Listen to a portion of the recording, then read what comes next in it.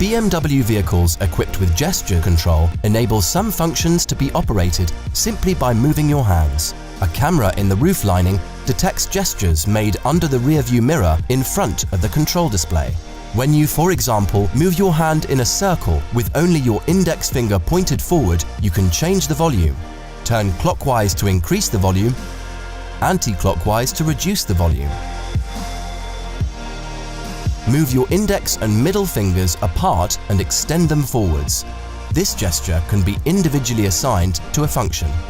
To find the gesture control menu, use BMW's Intelligent Personal Assistant or go to Car, Settings, General Settings, Gesture Control. Here, you can select if you would like to activate or deactivate gesture control.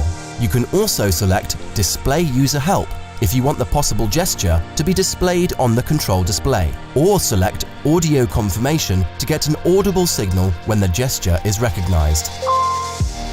Some gestures can be individually assigned. Please select the desired setting for Function Assignment Gesture 1 or 2. Visit the Interactive Owner's Manual to view all available gestures.